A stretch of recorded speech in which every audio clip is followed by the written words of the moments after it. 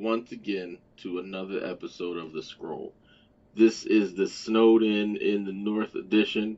Um, it's cold outside up here, and there's a lot of snow on the ground. So grab yourself a nice warm drink, beverage, hot cocoa, if you will, and join us as we go over this week in gaming news. I am your host, Frank Grouch, joined as always by the creator, Lilac Boots. Say what's up, Boots. Hey y'all. We have our cold weather socks on. We out here with the hoodies with the extra layers, the Woolrich coat with the fur on the rim. We're chilling. Yeah, I mean it's cold outside, but we got some hot news for you today. So go ahead, Boots, if you want to get it started, whenever you're ready. Yeah, so we actually have a lot of news this week. I actually had to cut out like two other things I wanted to talk about, but very spicy news this week. Yeah.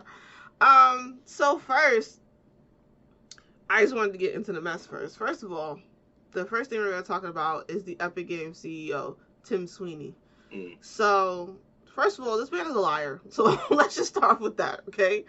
This man got caught lying in 4K and tried to yell at PC Gamer on Twitter thinking that shit was cute. So, this is how it started. The tweet was from, first of all, it wasn't even like some official place. It was some account called macrumors.com. That's how the shit started. And the headline from that account said, U.S. senators ask Apple and Google to remove X and Grok apps over sexualized image generation. Which is a fair point. I mean, like, come on. Like, people are using Gen AI to be gross. This fool decides to retweet it and says, reason number 42 for open platforms, to shut down every politician's incessant demands to all gatekeepers to censor all of their political opponents. This is what he said. Hey, Tim Sweeney, do you mean to tell me you don't want people to gatekeep inappropriate images of children and women? Exactly. Potentially? Like, you don't want that to be gatekept? Exactly. Is that what you're telling me? Like, what the fuck are you talking about?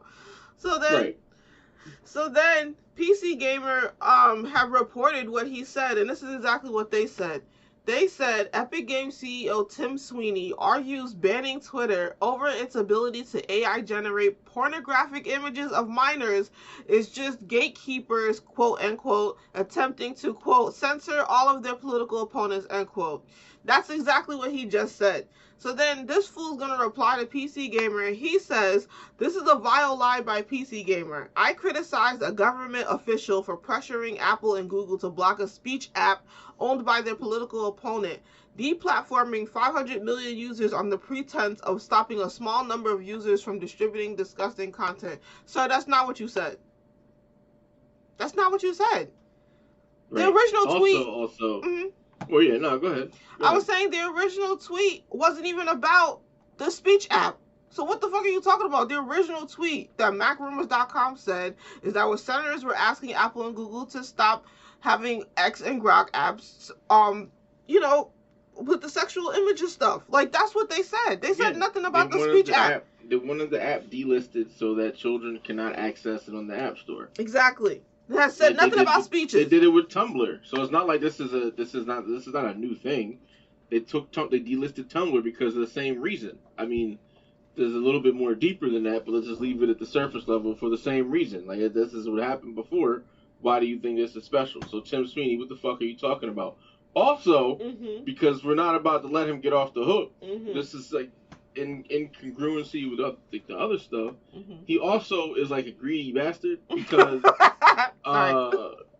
right, Remedy, the studio behind Control and the Alan Wake series, the most recent ones, they had to pull they basically pulled all their games off of the Epic Store because the Epic Store wasn't trying to pay up the money that they were rightfully owed, and they weren't letting them post on Steam to get the revenue they would get from Steam, so like they ended up self-publishing their own games because the Epic Store is full of shit.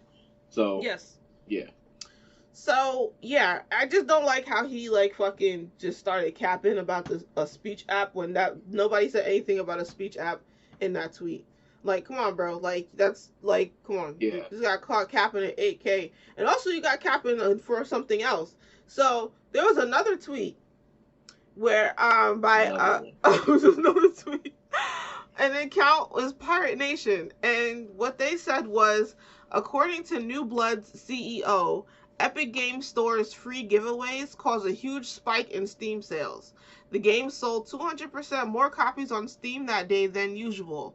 He called the Epic Games Store giveaway great advertising for Steam sales. This is what he said. This is damn near a compliment. So this fool retweets it and says, Epic and Steam compete for each customer in each sale.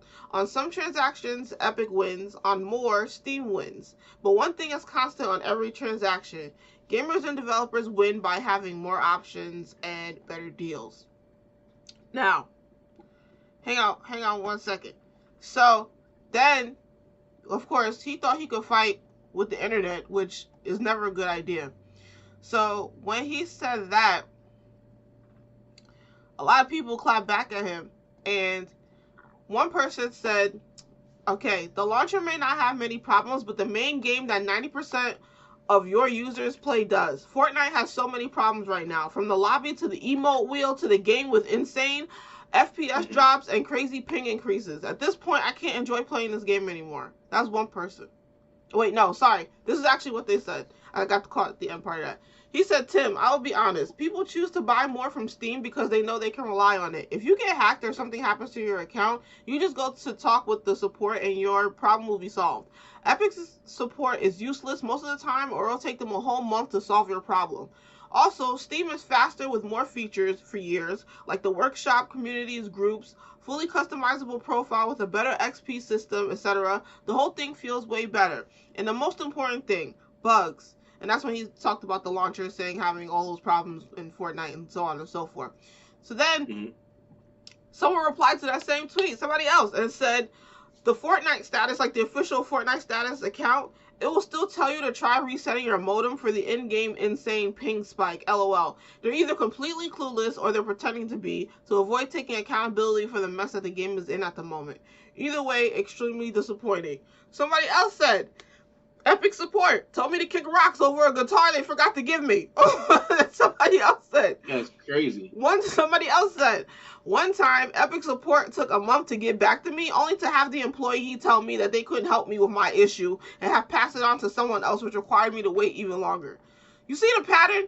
Bro, like, come on. Like, stop acting like you're on equal footing with Steam. You're not, okay? Epic Games is, like, has shitty support, and the only reason people still have the shit on their computers to get the free games. I know I do. That's why I, like, I still have it there. Oh, what's the free game of the month? Do I like this? Okay, great. Now I own it. Like, Epic Games, more like Epic Fail. Fail. Yeah, so it's him trying to argue with the internet, and when you got shitty servers, is really not a good idea. So Tim Sweeney, let's relax. Let's just take a step back. Let's reevaluate our company and, like, let's, deal with this, because you just, no. It's not working. You see, what the problem is, nobody tells these doofy CEO bastards no. Like, hey, that's not a good idea. You probably shouldn't say that. Like, hey, look at your product. You're not getting good reviews. Don't go out there and say something dumb. No. But, they don't listen anyway. They sure don't. They know everything. Okay, so the next thing I wanted to talk about is the developer direct that just happened. So this past, what day was that? Thursday? Yeah, this past Thursday, the developer direct got hosted by Microsoft. It was the Xbox developer direct, and they showcased a couple of games that I'm kind of excited about. Well, one I'm definitely excited about, but I was just hyped that whole Thursday. I was, like, really trying to, like, contain myself. So first, the first thing they showed was Forza. So there's gonna be a new Forza game. If we haven't said it on this show already, I'm sure we have. But there's gonna be a Forza Horizon 6. It's gonna be set in Japan. I really like. When they were explaining it, I liked the story idea so far. So basically, what they said was you start off as a tourist in Japan, and like the campaign requires you to race to like unlock further missions. So you're not already a racer or like an expert car person or whatever. Like you start off as a tourist and then so on and so forth. Can't wait. Yeah, so I'm actually excited about that. I hope that's the day one Game Pass release. I will resubscribe just to play that game because it's just, yeah, it looks cool. The map looks gorgeous, and I should have known because the last game, Forza Horizon 5, was gorgeous. And yeah, I'm really excited. It's so the release date was leaked, but they confirmed it. This game will be coming out May 19th. 2026. What I also liked during the showcase is that they actually called someone who was someone who grew up between Tokyo and LA and was also a vehicle enthusiast.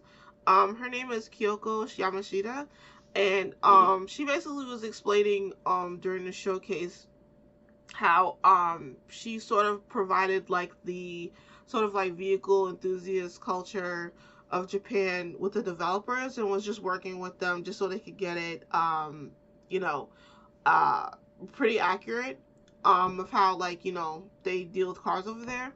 And what I liked was she explained that I think the main garage where you keep your cars is called 7-8 and because 7 and 8 are considered good luck numbers in Japan. Also what I like, since how like gorgeous the environment was, they had put a feature in the game where you have like an adventure journal, so you can like capture all the beautiful sights in the surrounding areas and stuff, which I think I'll definitely take advantage of once it comes out. And they said that there's going to be 550 cars. I don't know. I don't know if that's total or if it's like at least 550, but they said there's gonna be 550 cars. Excuse me. So yeah, yeah. So I'm really excited. The game looks beautiful. And I can't wait to check it out. So next, oh my god, the game I have been waiting like 15 years of my life for. There's going to be killed from Double Fine. No, it was not killed. Oh. It's not killed. It is Fable. There's going to be a new Fable, you guys. It's just so I don't forget, this Fable, and also Forza Horizon 6 are both being developed by Playground Games. I'm really excited. Yeah, just by the footage, just by the footage, I can't even explain like how hype I am. It looks the way it's supposed to be. Like it looks like a video game. It looks silly. It looks like they incorporated all like the British humor that was there from the original games. British humor. And they're funny. I just love it. I just love the way it looked. Like I just love the way everything looked. I like the way the main character looked. I like the way the people looked. They also made a note to explain that every single person or NPC in that game was completely unique. They did not use freaking AI. They actually got people to come in and record like the voices and everything. Everybody is their own person. All the half the shit you could have done in Fable 2 and 3, you can do in this game. Like own homes and get married, have children. Yeah, but just so anyone else who's listening to this, Fable is a like an action adventure RPG that's set in a country called Albion. I guess the best way, I don't know how to really explain the plot because the plot from like I think 2 and 3 were separate, so it really wouldn't make sense to like be like, well, it takes place in the same world, but it really wouldn't make sense to explain the plot of those two games since they were separate, and I'm sure this new game will be separate from that too. But it was just fun. I remember the first time I bought Fable, it was Fable 2, and it came out when I was I want to say I was 17 when I got it, because I think I had just gotten like the Xbox 360 for the first time. And I was like totally addicted to that game. I was like, oh my god, this is fun. I love that your powers increase based on how much you decide to do this. Because like in Fable 2, and actually in 3, if you decide to be like a melee fighter, you get like more muscular and taller, I think. If you decide to use no, sorry, you get more muscular if you decide to be a melee fighter. If you decide to use like range weapons like guns or bows and arrows, you get taller.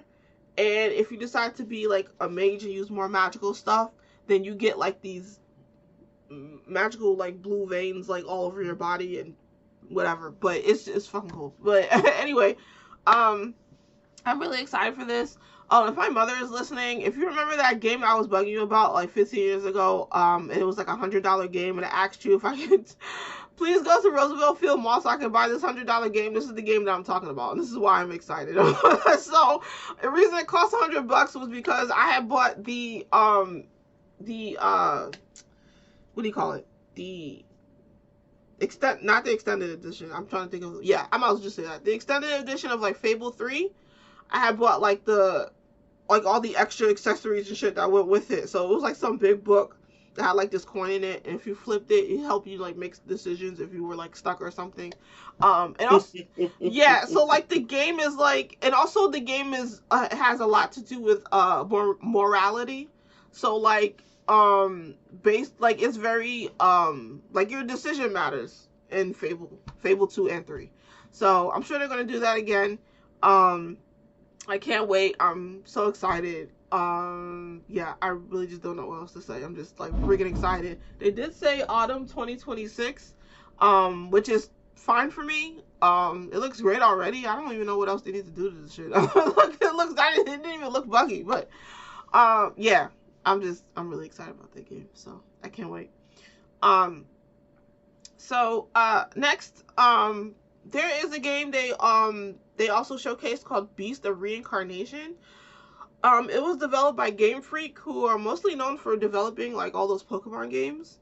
And this one looked like, I don't know. I'll be totally honest. I wasn't really like that impressed. Like it looked like a combination of like Where Winds Meet and what else? Yeah, I mean, it just like looked like an offshoot of Where Winds Meet, but like with a companion. You know what I mean? Like it was nothing about it that made me go, oh, this looks freaking cool. Like I have to play this right away. Like the next game I'm gonna talk about, like that's some shit I would want to play right away. But like, yeah, I wasn't really all that excited about this one. I mean, the dog is cute because you have like a companion who's your dog, and then they have this mechanic in the game that the developers showed where like your hair is like this supposed to be like a part of nature, and it's supposed to help you like parkour over the trees and shit, which is cool, but like it's not something that I'm particularly. How is that supposed to work? I don't even I didn't really catch that. I just saw like when I was watching the showcase that like her hair turned into like this tree branch stuff, like it extended like Rapunzel basically, but instead of it just getting longer, like it turned into like vines and shit and helped you like parkour over the trees and stuff. Which okay, but you know, like again, it was nothing about that particular game that made me like, oh shit, I gotta play this. Like that wasn't it for me.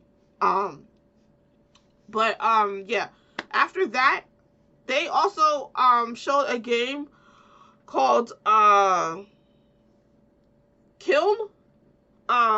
And that game looks really fun. The developers who made it they're called Double Fine. And it's basically a multiplayer brawler, but you're pottery. So it's like the way they did it, it's like you basically you can create like pottery and all this other shit, and it's like little cartoon like pots and vases and all this other shit. And like you basically just get it shaking. Like it's just a brawler. It's a fun brawler. And that game looks fun. That game looks amazing. Yes. It's just fun. It just looks really, really fun. I'm excited. I went to their site and I think hopefully I signed up and I want to be part of their playtest and I hope I get it because the game looks really fun. If I do become part of the playtest, I'll definitely describe the game and how fun it is and stuff. But just like the idea was just like so absurd and like so out there that I was just like, yeah, this looks fun. And like the art style is really cool. I think everybody should at least look at it or at least look at the trailer because honestly, it looks fun. So that was all really it for the developer direct. I think Playground Games is doing a wonderful job. I think the art for Fable looks great. The characters look great. And also they said that was their first time making an open world RPG. That was like their first time. And honestly, it looks great for their first time. So I'm really excited. I think Xbox caught a W this year finally. Yeah, I just wish everybody at Playground Games a whole bunch of success. So no, that's fair. Mm-hmm. That's fair. Yeah. No, I was gonna say Beast of Reincarnation is also what I'm really looking forward to because I've seen the gameplay for it. Mm-hmm. Very intrigued about it. It's Mm-hmm. a samurai style like game, Mm-hmm. And it's a dog. So I'm very curious about what it's gonna do. No, that's the game I was talking about. Well, the one with like the tree and with the hair and all that. And I was just like, yeah, it looks really interesting. I'm just very I'm a wait and hopefully it's Mm-hmm. So that is what I'm looking forward to. Yeah. Okay. So next, Ubisoft.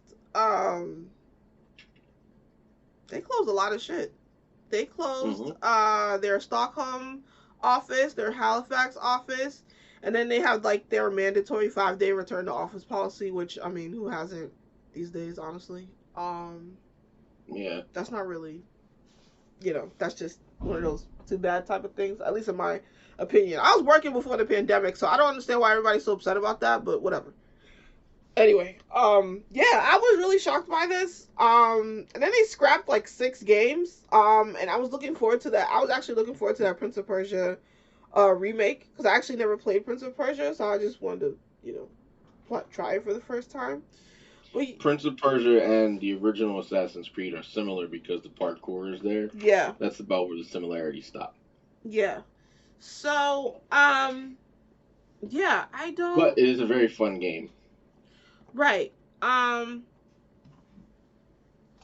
Yeah, I just don't know what's going on. I really don't. With I don't even think they know what's going on. Yeah, I don't know. I don't know what's going on with them. When I first saw the headline, it seemed like they were like closing period, and I was just like, what the hell is going on? And then what also confuses me is the Tencent investment. Because if Tencent, which is a really big Chinese company, gave you $1.25 billion, why are you closing right. Where'd the money go? That doesn't make any sense.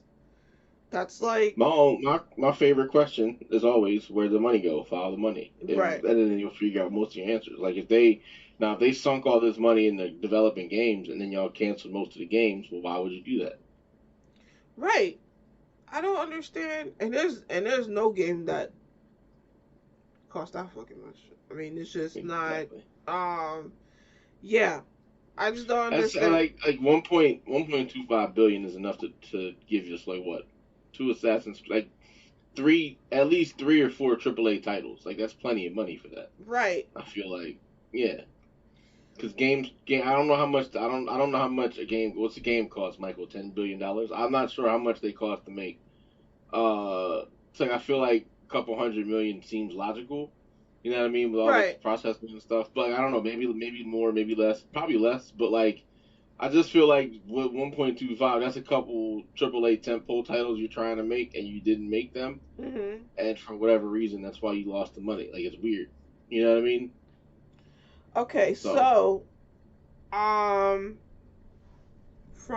what I'm looking at, so it looks like what they're deciding to do is they're reorganizing, like what areas of the company are focusing on what games. So there's 5 creative houses: Vantage, Shooters, Live Services, Fantasy, Casual. And so Vantage right now is supposed to be handling all the Assassin's Creed and Far Cry games. So I guess it's just restructuring, but it's just weird though. Anyway, because I mean, why would you? It doesn't make sense that you would close down a studio to do that. Why can't you just move people around? Right. Like, yeah, that's just on. Yeah, that's just weird. At least to me. Yeah. Did you have any other questions or whatever? No. All right. Yeah. I'll probably look more into the Ubisoft thing. For maybe like our future episode, but that was it for the general news. We'll be right back. With our award season wrap up, and then also some shit I need to get off my chest about superhero games. We'll be right back.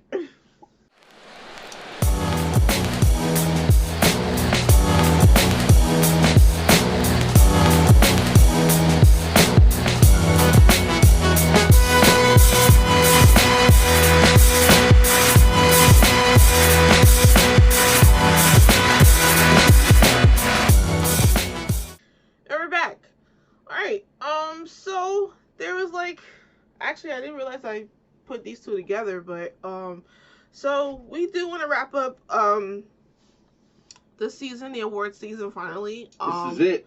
Yeah, with saying like the New York Video Game Awards, and saying the winners for that. But also I know Frank also wanted to talk about the High Guard issue. So did you want to talk about that first, or did you want me to do the what you call it? Nah, let's do the New York Game Awards real quick. Okay. So I'm just gonna say who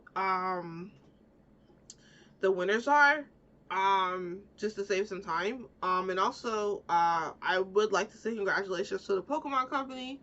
They won the Legend Award. Each year the New York Video Game Awards gives a nice Legend Award to, like, you know, like vets in the industry and things like that. I think they did it with I'm so sorry, I forgot this man's name, but he was the black guy that invented like handheld consoles, I believe. Or no, not handheld consoles. Yes, thank you. The game cartridges. I apologize for not remembering his name, but yes, but they gave him an award, I think a couple years ago, I believe. So I'm glad they did that. 1 second. Okay. Alright, so okay. So I'm gonna start off with the Off-Broadway Award. This is for Best Indie Game. That went to Blueprints. The Great White Way Award for Best Acting went to Jennifer English as Mayel and Claire Obscure. The Statue of Liberty Award, which is for Best World, that went to Hades 2. Okay. The Tin Pan Alley Award for Best Music went to South of Midnight. Yay. Yay. The Herman Melville Award for Best Writing went to Blippo Plus. Okay. The Excelsior Award for Best New York Game went to Ball Pit. Okay. Yeah. Coney Island Dreamland Award for Best AR/VR Game went to Lumines Arise. Okay. The Central Park Children's Zoo Award for Best Kids Game went to Donkey Kong Bonanza. The A-Train Award for Best Mobile Game went to Is This Seat Taken? Okay. The Highline Award for Best Remake went to The Elder Scrolls IV Oblivion Remastered. Nice. Oh, let me pause there and say thank you for giving an award for Best Remake, because people like to put remakes in categories with other new shit, and it's like, how are we supposed to compare something that already came out with something new? So thank you. Alright, Chumley's Speakeasy Award for Best Hidden Gem went to News Tower. The New York City George Washington Bridge Award for Best DLC went to Lies of P Overture. The Knickerbocker Award for Best Games Journalism, hint, hint, we should win next year, People to Make Games. And then I already said that the Andrew Yoon Legend Award went to Pokemon Company, and the very big one, the Big Apple Award for Best Game of the Year, went to Clair Obscur Expedition 33. So, yeah. I thought it was, honestly, even though Clair Obscur won all those awards this year, I was so surprised at it just because of the simple fact that it's an indie game. Like, it really is an indie game. So the fact that they sweep, like, all the awards, like, especially the big ones, this year is crazy to me, honestly. Yeah, but I'll definitely, get into that game later when I have more time. But yeah, that was really it for the Game Awards season. Yeah, this season That's was it. this season was it's kind of long, but also at the same time, congratulations to everybody that did their best. Congratulations to South of Midnight. Glad you guys finally won something. I really wanted the actress to win best, character or whatever, but you know how that goes. So, yeah. Speaking of awards, award shows at least. Did you want to talk about the High Guard thing that happened? Yeah. So okay, we talked about it before on the Scroll This Here Very podcast. The Jeff Keighley Awards, the other famous, more prevalent game award show. Mm-hmm. If you wanted to have ad time, you had to spend like $1 million to get an ad, which I think that's kind of annoying. I don't think it should be that high, et cetera, right? Well, this year there's a coveted spot on the award show, which is like the last award of the last preview of the night, the last video clip of the night, like comes on after the big game of the year award, and it's like this whole big shebang, and usually it's reserved for like a really big reveal. Like I forgot the last one we got, but like people were expecting like GTA or something along those lines to pop up. Yeah, or the Street Fighter shit at least, or the Street Fighter shit. We were looking for the Alex trailer, also we didn't get it, but we got a High Guard trailer, and like at first everybody was like, oh. Okay, High Guard, cool. Yeah, I mean this is a hero shooter. All right. Now, granted, I will say that the realm has kind of shifted away from hero shooters right now. Yeah. Because it's kind of on lock with Marvel Rivals. Nobody's really touching it, and extraction shooters are like the big deal right now. Because Arc Raiders is a big deal. But High Guard came in and like, hey, we're going to try to be a hero shooter, and everybody was like, all right, cool. So they watched the clip. Everybody was like, eh. But however, that clip said that the game was supposed to release on like a beta like in January. There's been no other news about this game since that drop. So like where's no information, nothing. January almost over. Yeah, it's crazy, right? Like there's been absolutely nothing. Like so we don't know nothing about nothing. And I don't think that them will even release. Now with that being said, wow. Right, it's crazy. So that being said, High Guard, didn't pay the $1 million to get the spot. So it was like Jeff Keighley had seen the game and was like, I think this is pretty cool. Let's go ahead and put it in the final spot. And I'm just like, you can't. No, you shouldn't be able to do that. Like you can't just be like, I think this game is cool. I'm just going to forego the actual rules that apply here, and I'm going to just throw it at the end because. Like all the other companies that had to pay, that they're slighted now because why did you suddenly choose favorites? You can't do that. Yeah. You know what I mean? Now everybody next year shouldn't have to pay, which would be fair. Right. But they're not going to do that. So I do find it funny that High Guard. There's been bad radio silence from High Guard since that trailer dropped, and nobody knows nothing about nothing. It's just like always. Quiet. Yep, like always. Don't nobody know nothing. Yeah. All of a sudden. Pretty much, and it's like we're just like either waiting for the game to drop or something. But yeah, nothing, no radio silence since that trailer. So yeah, it's bad. Yeah, I don't understand. I mean, here's what I'll say. Yeah, you know what? Actually, you already said it. Like next year, I'd have been like, I ain't paying for shit. If he's just gonna put whatever the fuck he want at the end of the show, I ain't paying him a goddamn thing for next year. Honestly, if I was a publisher, I'd be pissed off too. I'd be like, why am I paying for this if you're just gonna pick some shit that you like and put it at the end?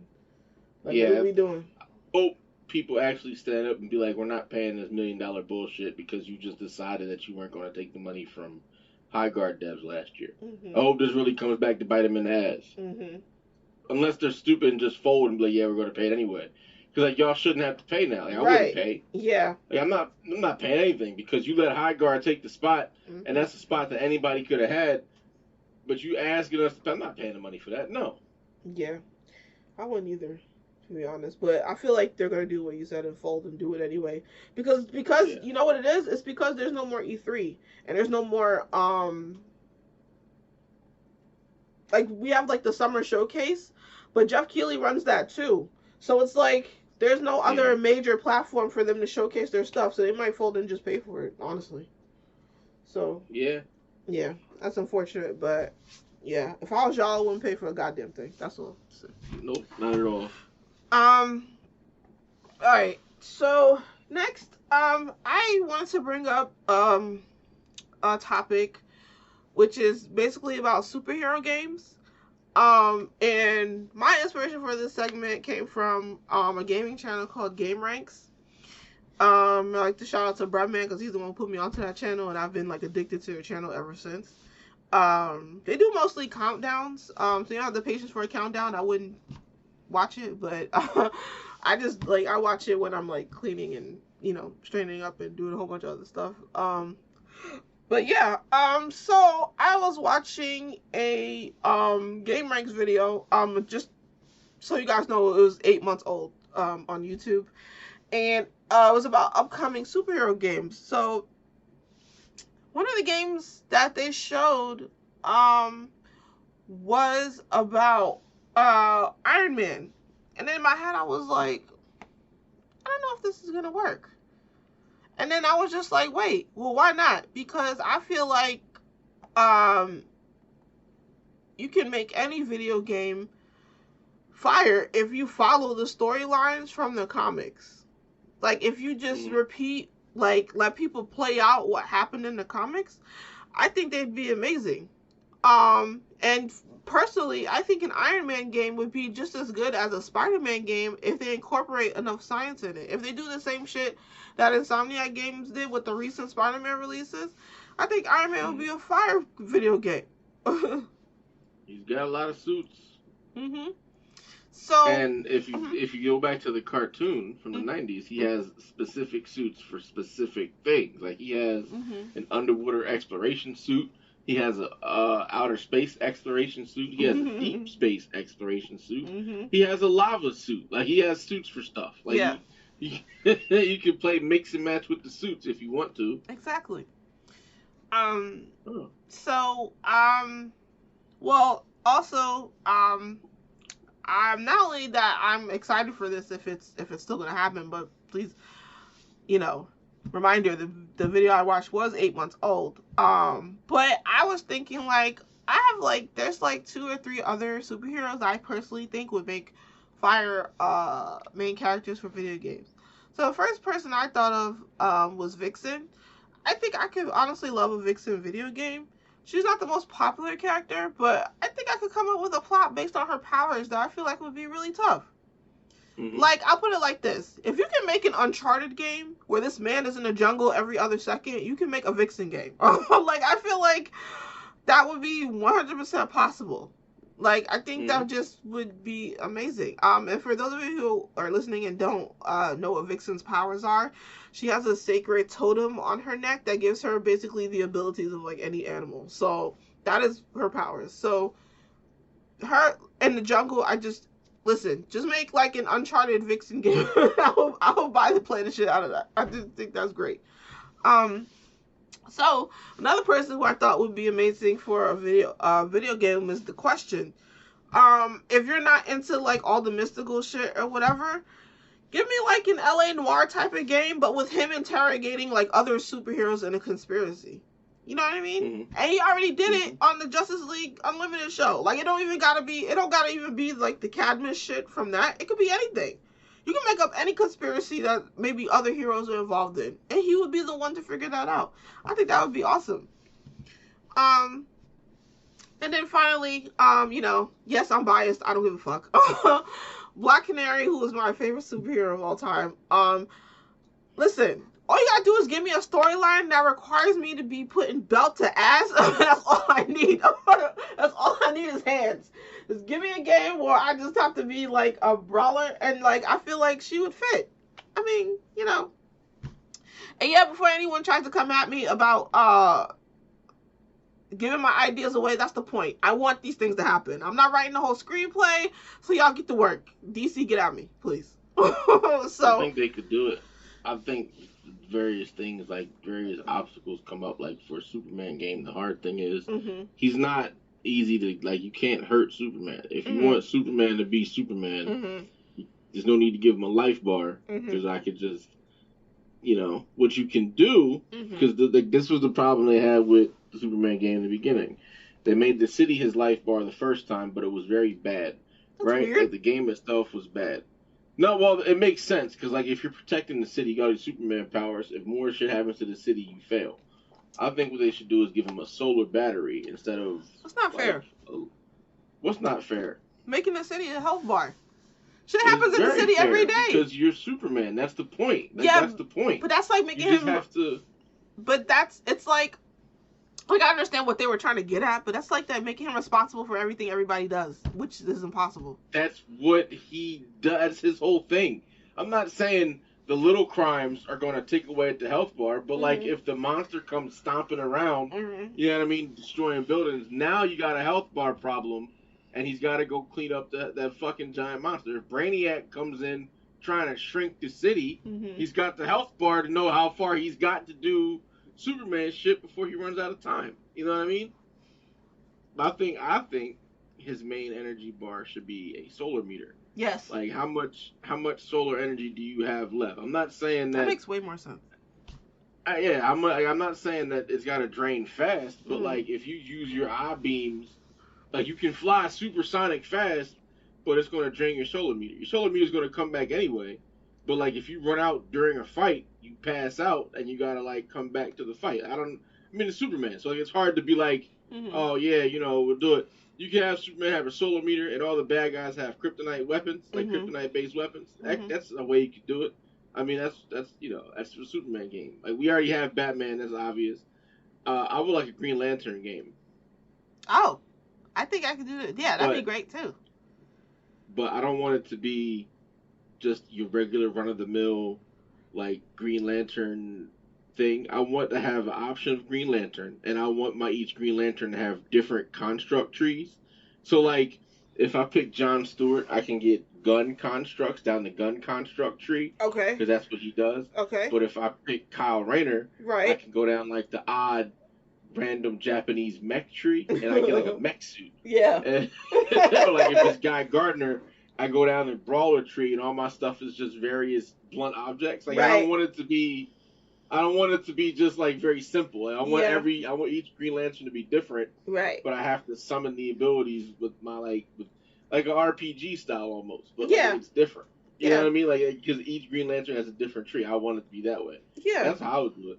Yeah. And that was fun. And I mean, in a Wonder Woman game, it's easy as shit. It's just copy and paste God of War. Like, it's not hard. You know what I mean? Like, she's Greek. Just throw her in the Greek trial. Speaking of Wonder Woman game, I'm gonna get back to that. I'm gonna get back to that. But go ahead. go ahead. No, that's it. You just throw Wonder Woman into a Greek trial and call it a day. Like, it is what it is. Wonder Woman is just a Greek goddess.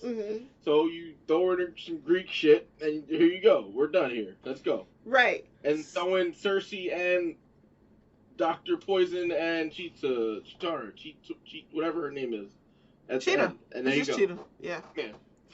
So, yes, I agree with what you said. After I make my other point, I'm going to get back to the Wonder Woman shit. Because actually, that game actually pissed me off, too. But I'm going to get back to that.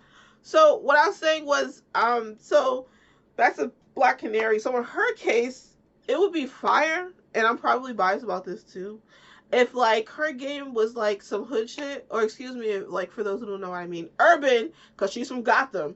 Like, if you're from Gotham, you need hands, period. I don't care. Like, there's no way you walk into Gotham and you don't know how to fight. I'm just saying, I just needed to throw that out there because of what DC did to Superman. Like, the most recent one was amazing. Like, the vibes y'all tried to give, like, the Henry Cavill Superman was garbage. I'm sorry. Not everything needs to be dark to be cool. And I blame Christopher Nolan for that vibe specifically. Superman and Batman are two sides of a coin. Any idiot who has ever read a comic book from either one of them knows that when those characters were created, the environments that they protect are entirely different. Metropolis was supposed to represent New York City during the day, and Gotham was supposed to be New York City at night. And for anybody that tries to come at me about New York not being like that anymore, why don't you get in a time machine and go back to 1975, land in the middle of Times Square, and you let me know if you had a good time, okay? So, anyway, back to Wonder Woman. Okay, so the reason why I'm glad you brought that up was because if y'all were paying attention, you know that there was a Wonder Woman game that was supposed to come out that got canceled. And what made me the most upset about that cancellation was that I heard that they were bringing back the Nemesis system from that Lord of the Rings game. And I was pissed because I would have loved to have that Nemesis system in a Wonder Woman game. Oh my god. That Nemesis system in that Lord of the Rings game was so fucking good. I was like, I never want to put this game down. Maybe y'all do, but I just want to step in here and say, y'all don't understand how important this Nemesis system is. This is a coveted thing. Maybe you do, but for those who don't know, Warner Brothers had the licenses and the rights to the Lord of the Rings series, right? So they were like, we're gonna make some games. So they made this game, Shadow of Mordor. I think that was the first one. I think so. Yeah. So it's Shadow of Mordor, and you're just like this dude from the story. You're not like one of the main characters. I don't know enough of the story. I didn't play it enough to give you this, but you're this guy who's fighting against the bad guys in the story, right? You somehow have access to the Lich powers of the Lich King. You get all this ability to do shit like you could do like ghostly stuff, whatever. But ultimately, the goal here is you're fighting the orc army, right? Right. So as you go through the orc army, you run into random members of like captains and like important air quote members of the army, and if you fight them and you win or lose, they become a nemesis. If they beat you, they remember that and they talk shit the next time they see you. If you beat them, they remember that and the next time they see you, they talk shit. But it's like, I'm going to beat you, talk shit, as opposed to like you can't defeat me. Right. And if this goes on for a couple times, like if you beat them, if you go to fight them and you lose, they get stronger.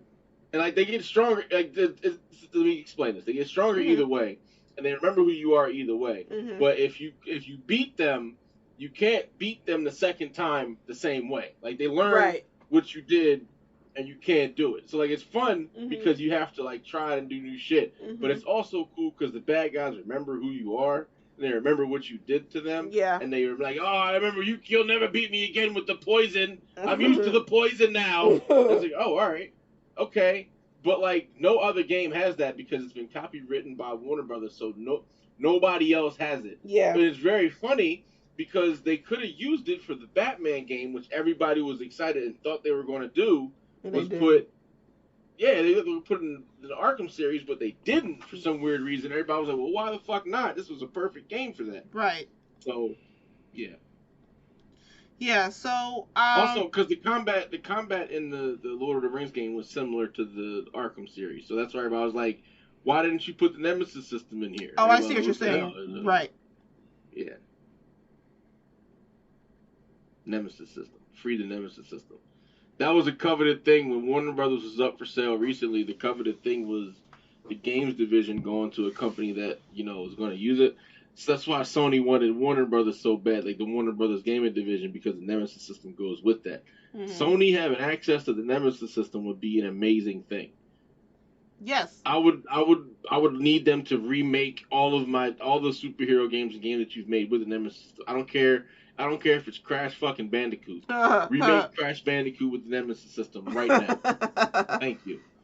Yeah, and honestly, I didn't even know that the Nemesis system was copyrighted until I found out about the Wonder Woman game getting canceled, and I was just like, well, what the hell? And then I was like so excited about it, and I was like, damn, no wonder I never saw the Nemesis system again after that Lord of the Rings game. I was wondering, this was a really good idea, and they just never did it again. Yeah. But yeah, that's use it for just about anything, which is even funnier because everybody's like, why did you not use it for your Batman games? That's dumb. Exactly, and I think everybody got pissed because I didn't get to that game yet, but I heard in the last Batman Arkham game that they basically made it all about the Batmobile, and everyone was like, well, what the fuck? Yes. Okay. So that makes sense why everybody was annoyed. It was stupid. Makes sense why everybody was annoyed. Okay. So, we probably actually answered this already, Frank, but I want to know what other DC or Marvel hero they may not have necessarily tapped into that you think would make for a great character-driven solo game. Static Shock. Yes! Oh my god. That would be so cool. That would be so cool. I'm just thinking of like the idea in my head right now. Like, also, I know a game that would sell like gangbusters, and then you wouldn't have to deal with people being, "Oh, I don't want to see a black video game character." Constantine. Yes, him too. With the mystical shit and whatever the fuck. Yes, absolutely. You make it a story-driven, long-form game, but you make the combat good. Mm-hmm. And like a part of it is him learning the spells, and you kind of have to remember, like, you don't gotta like oversaturate it. You don't gotta go into like the Witcher levels of fucking difficulty here, but like learn some spells. You know what I mean? Right. Learn the right spells. You do what you gotta do in the right time. Right. But he has combat like based in that. You can have Zatara pop up as a side character. You can have like Etrigan come through with his rhyming ass. You know what I mean? It could work. You know, you can cover a lot of ground with Constantine. You know what I mean? There's a lot of open-ended areas you can use with him. Yeah. To get more cameo characters. Yeah. Okay. Awesome. I love that. All right. Final segment. So, we're just gonna explain like what we've been playing for this past week. Do you want to go first, Frank? I can go or whatever. Yeah, it's fine. I'm close to the end of Like a Dragon. Nice. I had to leave the final boss fight and go level myself up. So I power leveled myself up to 5 levels past where the final boss was when I got to him. Mm-hmm. So I should be on par with the boss now when I go back in there. I had to scatter some shit around, get some better moves, go back in the fight. New Warbond drop for Helldivers, so I've been playing that stealthy thing. Yeah, that's kind of it. Everything else, again, the long list of live service games that I keep playing. Nice. And that's about it. Oh, I started Absalom, however you want to say it. Absolutely. Very good game. Yeah, fucking amazing. Oh, nice. Love the combat. Very having a good time. So, yeah. Okay, cool. So I've mainly been in Valhalla because just that game is amazing. I am actually I'm on the very last level. And yes, this is something that was on my backlog that I can check off, but not so quickly because when I had bought this, I had also bought all the DLC that came with it. So yes, I will still be spending plenty of hours in Valhalla until I see everything, okay? I need France, I need Ireland, and I need that Rainbow Bridge. I need the Rainbow Bridge. Not stopping the game until I get to that Rainbow Bridge. I need to cross it. I need to take pictures. I will post the pictures in the stoop because it looks beautiful. And I need to get there before I stop playing Valhalla. Because after that, I'm going to move on to, what was the one right after that? Mirage? Mirage was the next one? Mm-hmm. I think so, yeah. Yeah, and then I also I went and played the, oh god, what's the name of this game? Restory. I played that yesterday. I played a little bit more of it, even though I am part of the playtest and I basically beat the like storyline, quote unquote, of the demo. There's still more to do in that game, so if you weren't listening to the episode where I explained it, it's basically a game where like you own a little Japanese repair shop or electronic repair shop, and you basically repair like early 2000s electronics, so stuff like the Razor phone, the little Tamagotchi game, PSPs, PS1s, that big ass Atari console with the shit. I think it's the Atari 2600. So like anything like early 2000s esque vibes, you will be repairing in that game. But it turns out when I had finished like the main storyline, what happens is, as you're going through the game, when you're making money, fixing everything, you buy licensing to repair other shit. So like, you don't get to repair PSPs and like PS1s right away. It's strictly like cell phones and the Tamagotchi shit until you make enough money to buy the licensing so that you can repair Sony stuff. So you have to buy the license, and then that's when you start getting orders for like a whole bunch of PS1 and PSP repairs. And then there's also licensing for the Walkman stuff. I will say that the people that made the game only actually got the real deal licensing from Atari. So that's why when you play the game, you're seeing like the actual you're seeing the actual console, but it still says Atari on it, like the actual brand name. But when you're when you're repairing like the Sony stuff, so the people that made the game don't have a Sony licensing. I hope they get it so they can change the name. But it's not called a Sony PlayStation. It's called a Nomi something something. But it's the PlayStation. Like, it's legit the PS1. They just had to change the name because the people that, you know, made the game don't have, like, a licensing deal with Sony. I hope they get one because the game is fun. And you're fake learning how to repair this shit in real life, too. So it's like, it's not like just, you know, they do half of it for you. Like, you're literally taking the shits apart and putting them back together. And, you know, fixing the consoles and other electronics. So, I hope they get the licensing. And then the final license that I have to get is for Walkmans, which is also with Sony. So, but they're not called Walkmans in the game. They're called Go-Mans. So that's crazy. So, yeah. So I have to get the licensing for that, which is also expensive. And, yeah. That was mainly those two. I've really just been mostly in Valhalla this week. You know. Oh, and I figured out. Okay, sorry. For those of you who ran into that Sims 4 issue where you were getting your Sims 4 games, hint, online, hint, and sorry, that got pissed at everybody and dubbed everybody and decided not to do it for everyone, hint. I found a way around it. So I was back on The Sims yesterday. And yeah. I had a good time. I had to change families though because my last family was irking the shit out of me, and I was just like, yeah, I'm just gonna start over.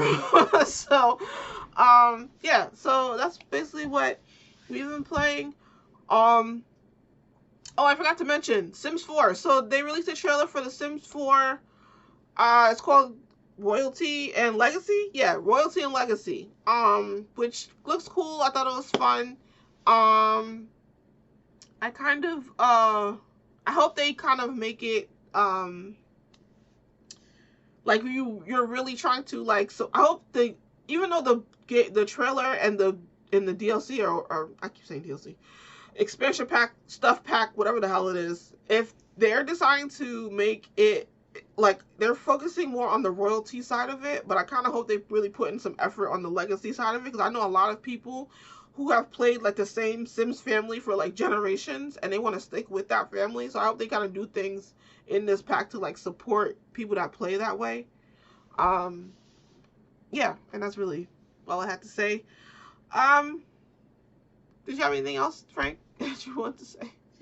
Nah, man. I mean, that's pretty solid. It covered everything we talked about before the show. Mm-hmm. Like I got a lot of live service games, man. So I don't have too many new things I'm adding to it.